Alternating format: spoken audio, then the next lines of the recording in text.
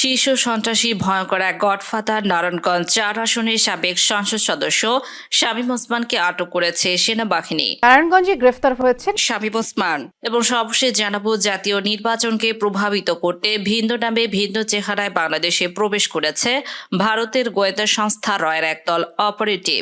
এতক্ষণ শুনছিলেন সংবাদ শিরোনাম, এখন থাকছে বিস্তারিত। আমাদের অন্য কোনো দলকে দমন করার জন্য পুলিশের দরকার নাই। নারায়ণগঞ্জে আমরা একলাই যথেষ্ট, আওয়ামী যথেষ্ট। আমি এসপি সাহেবকে প্রতিনিধি বলেছি, I don't need the police supports. রাত্রেবেলা ডাকলে ওখানে 2 লাখ লোক বাড়ি করতে আমার 1 ঘন্টা সময় লাগে, ওই ক্যাপাসিটি আমার আছে।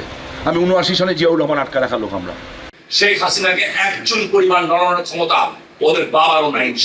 আওয়ামী লীগ সরকার ক্ষমতা থাকা অবস্থায় নারায়ণগঞ্জে একচ্ছত্র আধিপত্য বিস্তার করেছিলেন নারায়ণগঞ্জ ৪ আসনের সাবেক সংসদ সদস্য শামীম ওসমান।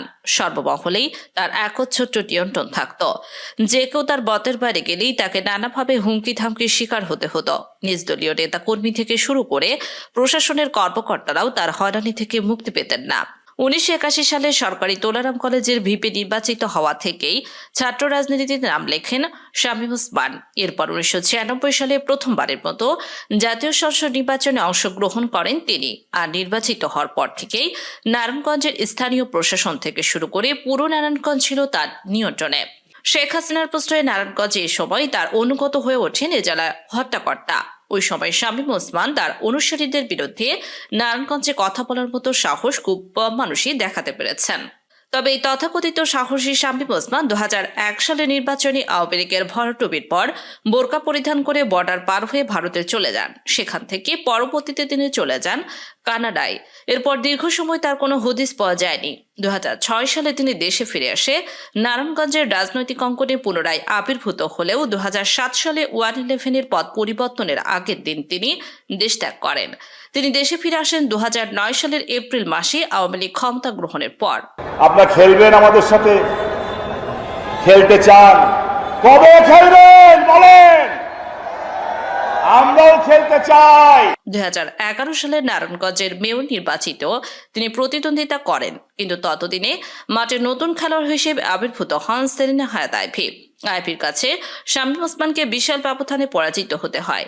2014 সালের নির্বাচনে প্রয়াত অভিনেত্রী সারা বেগম কবরীকে বাদ দিয়ে আওয়ামী লীগ সরকার নারায়ণগঞ্জ 4 আসনে এই বিতর্কিত শামীম ওসমানকেই মনোনয়ন দিয়েছিল। 11 পরিবর্তনের পর ফখরুদ্দিন ও মঈনুদ্দিনের সরকার দুর্নীতি বাঁচতে তালিকা করতে নির্দেশ দিয়েছিল দুর্নীতি দমন কমিশন বা দুদককে। এই সময় দুদক ঘোষিত শীর্ষ 50 দুর্নীতিবাজের মাঝে 9 নম্বরে ছিলেন শামীম ওসমান। গ্রেপ্তারি পরোয়ানাও জারি হয়েছিল তার বিরুদ্ধে, কিন্তু বিদেশে পলাতক থাকায় তাকে সে সময় গ্রেপ্তার করা যায়নি। আদালতে সে সময় শামীম ওসমানের অস্থাবর সম্পত্তি হকের নির্দেশ দিয়েছিল। নারায়ণগঞ্জের টানবাজার পতিতাপল্লী উচ্ছেদ করা হয় শামীম ওসমানের নেতৃত্বে। শামীম ওসমান এটিকে তার এক মহান কীর্তি হিসেবে জনগণের সামনে প্রচার করার চেষ্টা করতেন। অথচ এই পতিতাপল্লী উচ্ছেদে ক্ষতিগ্রস্তদের পুনর্বাসন করতে সরকারের বরাদ্দে 2 কোটি টাকা পুরোটাই আত্মসাৎ করেছিলেন শামীম ওসমান। পতিতাদের পুনর্বাসন না করাতে সেসব পতিতা এবং তাদের বংশধরেরা এখন নারায়ণগঞ্জ ছড়িয়ে পার্শ্ববর্তী শহরেও এই নিষিদ্ধ পেশা বিস্তার ঘটেছে। নারায়ণগঞ্জে বেসিক শিল্প এলাকা সহ নারায়ণগঞ্জের অন্যান্য এলাকায় গার্মেন্টসের ঝুট ব্যবসা শামীম ওসমান নিয়ন্ত্রণ করতেন।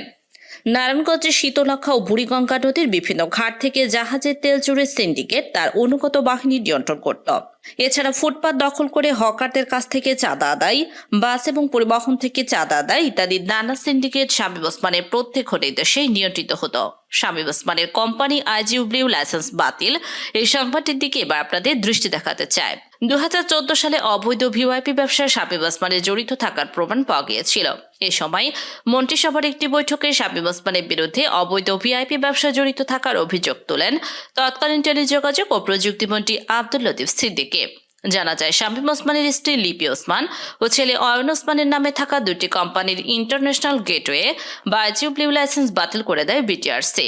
শামীম ওসমানের মালিকানাধীন কে কমিউনিকেশনস এর কাছে বিটিআরসির বকেয়া ছিল 78 কোটি 20 লাখ টাকা। এই টাকা শামীম ওসমান পরিশোধ করেননি। শুধু তাই নয়, 2014 সালের 5 জানুয়ারি বিনা ভোটে নির্বাচনের পর এমপি হিসেবে শামীম ওসমান আওয়ামী লীগের রাজনীতির এক গুরুত্বপূর্ণ খেলোয়াড়ে বা শেখ হাসিনার লাঠিয়ালে পরিণত হয়ে পড়েন। বিরোধী দলকে দমনের পুরস্কার হিসেবে তাই শামীম ওসমানকে অবৈধ সম্পত্তির দায় থেকে অব্যাহতি দিয়েছিল শেখ হাসিনা। 2014 সালের 15 ডিসেম্বর দুদক এক চিঠির মাধ্যমে শামীম ওসমানকে অব্যাহতির বিষয়টি জানিয়ে দেয়। আলোচিত ত্বকী হত্যা বা সেভেন মার্ডার কোনটি থেকে শামীম ওসমান বা এই কুখ্যাত ওসমান পরিবারে নিজেদের নির্দোষ দাবি করতে পারে না। 2013 সালের 6 মার্চ বিকেলে নারায়ণগঞ্জের বিভিন্ন সামাজিক সাংস্কৃতিক ও নাগরিক আন্দোলনের নেতা রফিউর রাব্বির ছেলে মেধাবী ছাত্র তানভীর মোহাম্মদ ত্বকী নিখোঁজ হয়। নারায়ণগঞ্জের সন্ত্রাসী ভূমিদস্যু চাঁদাবাজিদের বিরুদ্ধে বলিষ্ঠ কণ্ঠস্বর রাব্বি। মূলত রাব্বিকে শাস্তা করতেই তাই মেধাবী সন্তান ত্বকীকে পরিকল্পিত উপায়ে হত্যা করা হয়েছিল। শামীম ওসমানের ভাই নাসিম ওসমানের ছেলে আজমেরী ওসমান টর্চার ছেলে ত্বকীকে নির্মমভাবে হত্যা করা হয়েছিল। জনগণের প্রবল চাপে ত্বকী হত্যার রহস্য উন্মোচনে প্রশাসন নড়ে চড়ে বসেছিল।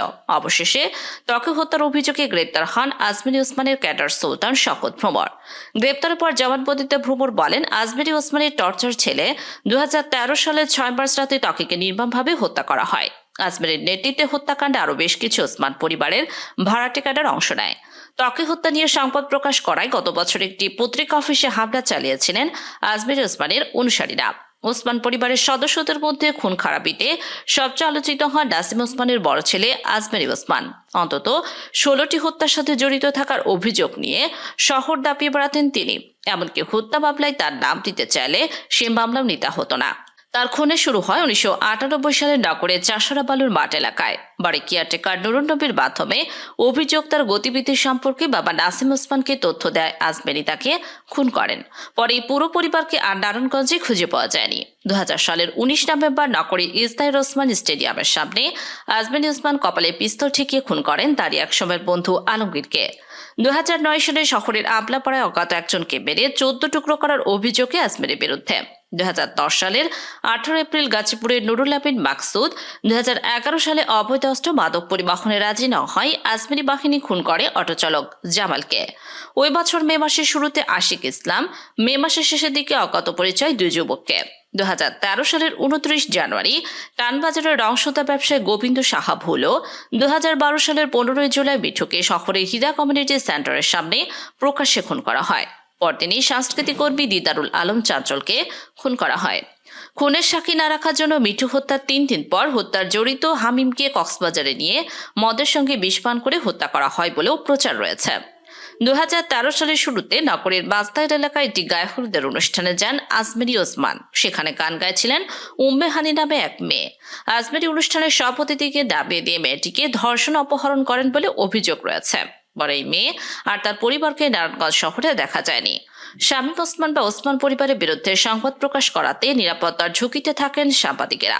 এছাড়া সংবাদ পছন্দ না হলেই ওসমান ভাইদের রোশন হলে পড়েন সাংবাদিকেরা। এমন ভরাডুবির উদাহরণ রয়েছে। দৈনিক সংবাদের নারায়ণগঞ্জের নিজস্ব প্রতিবেদক ছিলেন সাংবাদিক বংশী সাহা। 1998 সালে বংশী সাহাকে চাষারের জিয়া হলে ডেকে নিয়ে মারধর করে শামীম ওসমান। 2000 সালে অসুস্থ অবস্থায় মারা যান বংশী সাহা। নারায়ণগঞ্জ প্রেস ক্লাবের ওপর একসময় একচ্ছত্র নিয়ন্ত্রণ প্রতিষ্ঠা করেছিলেন শামীম ওসমান। এই শামীম ওসমানী স্বার্থবিরোধী সংবাদ প্রকাশের কারণে সাংবাদিক ওহিদুল হক খানের প্রেস ক্লাবের সদস্যপদ বাতিল করা হয়েছিল। সবশেষ বৈষম্য বিরোধী আন্দোলনে অস্ত্র হাতে ছাত্র জনতার ওপর গুলি করতে দেখা গেছে শামীম ওসমানকে। শামীম ওসমানের ছেলে অয়ন ওসমানের দাপটে কাঁপত নারায়ণগঞ্জ। ছাত্রলীগ নিয়ন্ত্রণের দায়িত্ব ছিল তার। অভিযোগ ছিল আধিপত্য আর চাঁদাবাজির। আল জাজিরার অনুসন্ধানী সাংবাদিকের চাঞ্চল্যকর দাবি, ভিন্ন নামে ভিন্ন চেহারায় বাংলাদেশে প্রবেশ করেছে ভারতের গোয়েন্দা সংস্থা রয়ের একদল অপারেটিভ। সাংবাদিক জুলকারনাইন সামি নিজের ভেরিফাইড ফেসবুক পোস্টে লিখেছেন, সম্প্রতি রয়ের একদল বাংলাদেশ প্রবেশ করেছে। অভিযোগ রয়েছে বাংলাদেশে অস্থিতিশীল করার নানা ষড়যন্ত্রের সাথে জড়িত ভারতের এই গোয়েন্দা সংস্থাটি বিশেষ করে বিডিআর হত্যাকাণ্ডের মতো স্পর্শকাতর ইস্যুতে অনেক বিশ্লেষকই রয়ের সংশ্লিষ্টতা খুঁজে পান।